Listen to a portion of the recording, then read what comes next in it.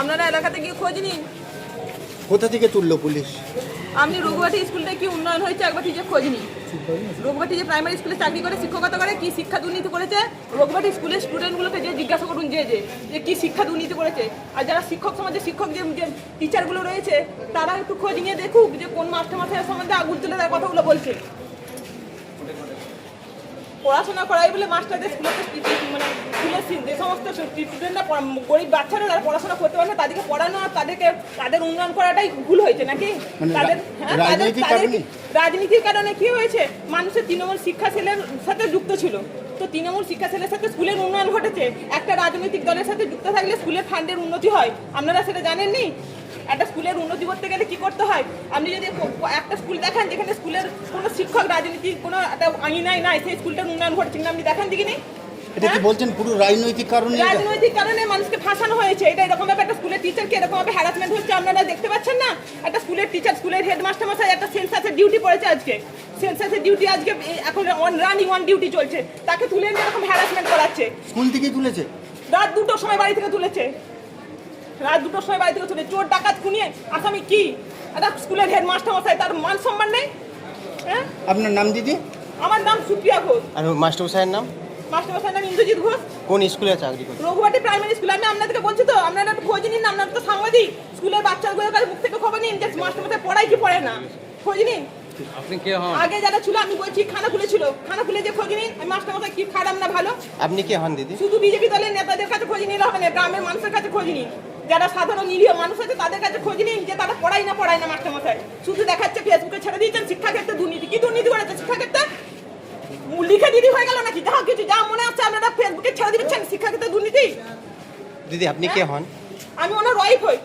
আমি ইংলিশে MA BEd, আমার হাজব্যান্ড ইংলিশে সিটি কলেজ থেকে পাস করা স্টুডেন্ট। এমনি টুকে পাস করে নেই, নিয়মিত চাকরি পরীক্ষা দিয়ে পাস করেছে।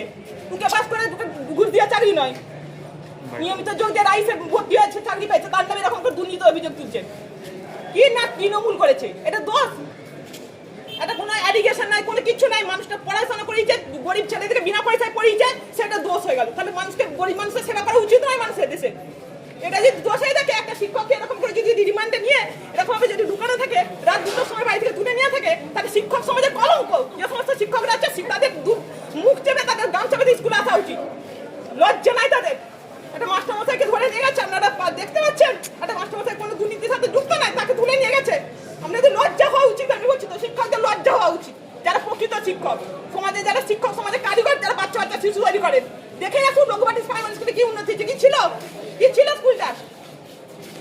একটা স্কুলের ফান্ড থেকে আরম্ভ করে বাচ্চাদের একটা ছেলে নাম সই করতে পারতো না, সেই স্কুলে উন্নয়নটা দেখাচ্ছিল। আমার নিজের মেয়ে ওই স্কুলেতে আমি পড়াই।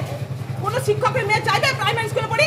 আমার ক্ষমতা থাকে না কোনো সিবিএসসি স্কুলে ভর্তি করা। আমার নিজের মেয়ে ওই রঘুবাটি প্রাইমারি স্কুলে ভর্তি করে পড়াইছি আমার মেয়েকে। আমার ক্ষমতা থাকে না, তার খেসারও তাই আমার স্বামীকে এই যে জীবনকে বহন করতে হচ্ছে। লজ্জা হওয়া উচিত। আমি তো বলছি, রাত 2টোর সময় বাড়িতে তুলে নিয়ে আসছে চোর ডাকাত খুনগুলোর মতো। বাড়ি কোথায় দিদি আপনাদের? আমার গৌরাঙ্গবাটি গ্রামে বাড়ি। কিছু মানুষ নিজের স্বার্থ সিদ্ধির জন্য আমাকে, আমার এই ইমেজটা খারাপ করে দেন মাস্টারমশাই। খানাকুলে গৌরাঙ্গবাটি আমার বাড়ি হচ্ছে গৌরাঙ্গবাটি গ্রামে বাড়ি। আমি ব্যাঙ্গাই চৌমাতে থাকি। আমার বর লোন করে বাড়ি করেছে। এত বড় বাড়ি মাস্টারমশাই কেন করলো? নিশ্চয়ই পার্টির টাকা মেরে। আর আমি লোনের কাগজগুলো খুলে দেখি দেবো, সিবিআই আসুক, ইডি আসুক। 23 লক্ষ টাকা লোন করে বাড়ি করেছে, আবার 10 লক্ষ টাকা লোন নিয়েছে। হ্যাঁ, মানুষের নামে মিথ্যা দুর্নীতি দিয়ে মানুষকে চাপিয়ে ঢুকিয়ে দিচ্ছে, জানে না? লজ্জা করে না? আমরা আইনি লড়াই লড়বেন? আইনি লড়াই তো লড়ছি, কিন্তু এই যে মানুষের কলঙ্কিত হলো এই সমাজটাই, এই যে আজকে যে হ্যারাসমেন্টটা হলো, তার খেসারত হচ্ছে দিবে। হ্যাঁ, একটা মাস্টারমশাই এইটুকু বাচ্চাগুলো তৈরি মানহানির মামলা করবেন নাকি? মানহানির মামলা কি করবো? আগে তোকে মারতে পারি। এই যে কলঙ্কটা ওকে গায়ে মারতে হলো, বিনা দোষে কলঙ্কতে একটা মাস্টারমশাইকে সহ্য করতে হচ্ছে। বাকি মাস্টারমশাইরা মুখে কুলু বেজে বসে আছেন। লজ্জা নাই আপনাদের?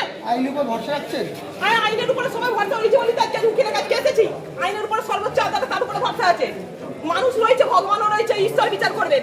যারা আজ ডিম ছুঁড়েছে, একটা মাস্টারমশাই গায়ে ডিম ছুঁড়েছে, তার স্কুলের ছেলেটাকে আজকে পড়াইছে। বিজেপির যে নেতা, যে ওই রঘুবাটি স্কুলে পড়ছে, তার ছেলেটাকে আমার ছেলে নাম সই করতে পারে না। বিজেপির নেতা, বিরাট বড় লিডার গণেশ দাস না কি নাম, তার ছেলেটা নাম সই করতে পারতো না। আমার স্বামী বসে নাম সই করা শিখিয়েছে। একটা পড়াশোনা করতে পারতো না, তাকে বোকাইছে, স্কুলে পড়াইছে বলে তার আমার স্বামীর দোষ। এগুলো হচ্ছে লজ্জা করে না আপনাদের? আমাদের ছেলেকে পড়িয়েছে বলে এটা অপরাধ হয়ে গেল।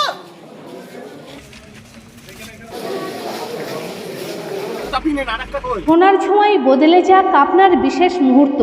বিয়ে, অন্নপ্রাশন, জন্মদিন কিংবা যে কোনো উৎসব ও উপহারে আপনার সাজকে আরও রাজকীয় করতে নিয়ে আসুন সেরা গয়নার সম্ভার। আধুনিক স্বর্ণালঙ্কারের নতুন ঠিকানা নিউ তাজ জুয়েলারি। ঠিকানা হেলান বাজার, খানাকুল, হুগলি। যোগাযোগ 8981030355, 9330537004। নিউ তাজ জুয়েলারি, যেখানে বিশ্বাসের সঙ্গে মেলে সৌন্দর্যের ছোঁয়া।